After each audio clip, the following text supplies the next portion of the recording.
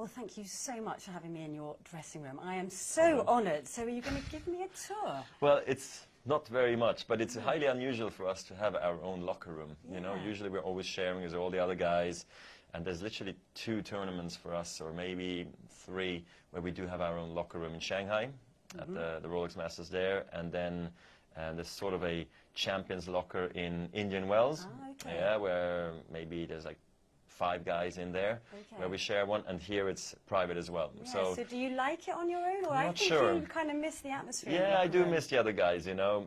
We do see each other in the lunch rooms or in the physio room, which we share. But at the same time, it is nice also to be a bit more private, you know. Everybody has their own team here, so it's nice to get together with your team and sort of feel that team bonding, I guess. Yeah, I guess you've got Grigor next door to you, so do you get the glass up against the wall and try and have a listen into what's going on you don't next door? really hear a thing. Actually, it's very much well isolated, this place, so yeah. Okay, so is this where all the tactics and the game plan takes place, or where does that take place? Yes, we've done, I would sit here, Ivan and Severin would sit on this chair, on that chair, even though today we did it in the lounge just across the hallway here. Depends a little bit. I do back exercises here, stretching, we do it in the physio or back home.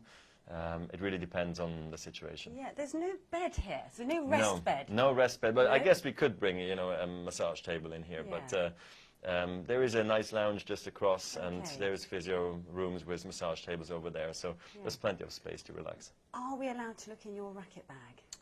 Yeah, there's not much inside. I saw Severin heading off down the corridor with 8 of your rackets. Oh, so let's see if there's anything inside. There's still a racket here. There we go. So talk us through this, because I know you talked the other day about a string pattern which went straight over my head.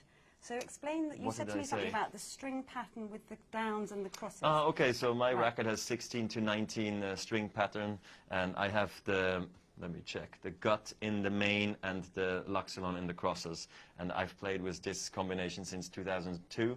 Right. I still put the string savers in my racket, like in the olden days, you know, when the gut would get frail. Then you would put the string savers inside, so it would last a little bit longer. Okay. Yeah, and that's it. So I string about 8 rackets per match right now, and I travel with 12. So I would just always have enough. So are they all strung exactly the same for these conditions, or you've got options in your bag?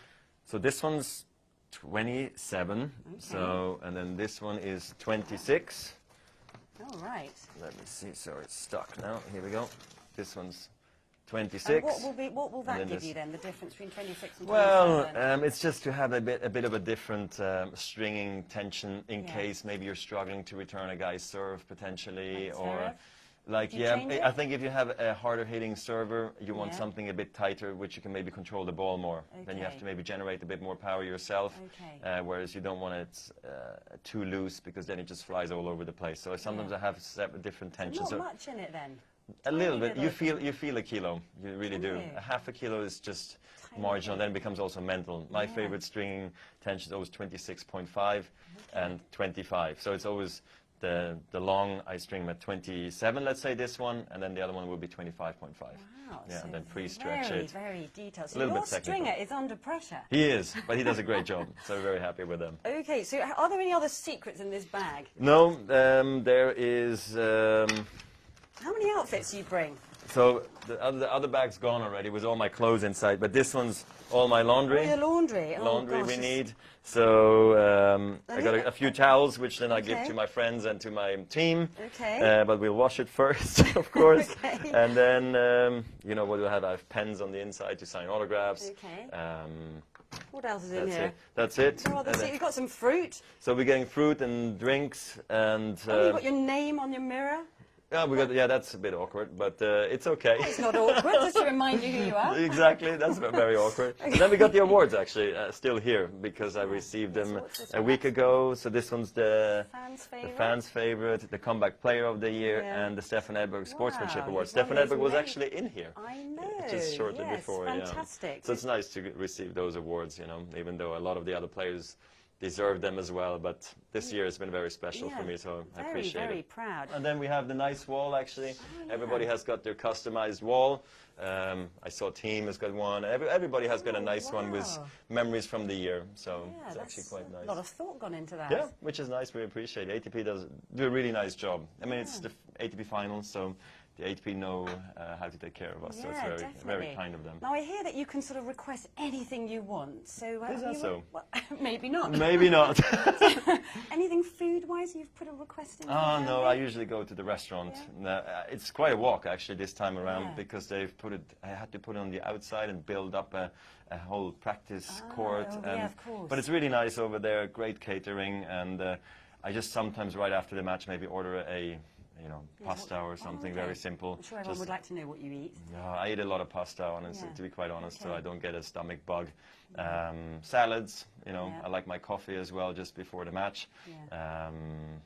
Then what else is going on here? I'm just wondering, out of all the musicians, and there's been some great musicians who've played here at the O2, I wonder who's been in this dressing room. Good point. I never thought about it. I wonder what they do with all these all of them in a row. And who would you pay to go and watch? There's lots, there's loads. Coldplay? I've seen Coldplay twice, back-to-back days in Montreal this year. That's right. So that was a lot of fun. That. Of course, I'd love to see Adele, Beyonce. I'm forgetting many. Justin Bieber would make my wife happy as well, I would like to go see him. And of course, you're a bit of a budding singer yourself, so maybe you could bring your, what is it called, the single-handed backhand group? What is it, the one-handed backhand boys? So I actually could also maybe fill out the O2 with Tommy Haas and Grigor. Exactly, maybe that's a plan to come back here. One day we'll be back here in like 20 years. Yeah, exactly. Won't look the same, and they won't remember that I was a tennis player. Now I'm a singer, a bad one. There's a lot of people who are paying come and see you, I can tell you. But I don't think so. Finally, you've got a day off ahead of the semi-finals. It's your 14th semi-final. You're looking forward to it. Yeah. And does it get any easier? Well, the easy part about now, it's maximum 2 more matches, maximum 6 more sets. So it's simple in the way you're just going to give it all you have now, and then you just collapse on the beach somewhere around the world and just relax. So that's the nice part about the last final weekend of the year. It's been a great year so far anyway, so I'm really happy. As you can tell, I'm laughing and smiling a lot. The team's happy, a lot of friends and families are here. So tonight's going to be dinner. Tomorrow it's going to be an easy day with another fun dinner with all my friends and spend some time during the day with my kids.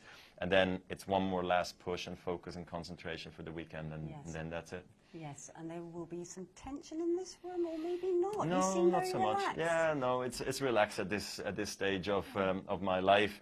There will be sort of 5-10 minutes, where before the match, where I quickly maybe gather my thoughts again, and we go through the match. I think the most intense time is always when we talk about the match and the tactics, because you want to go through everything that one last time, and it's sort of.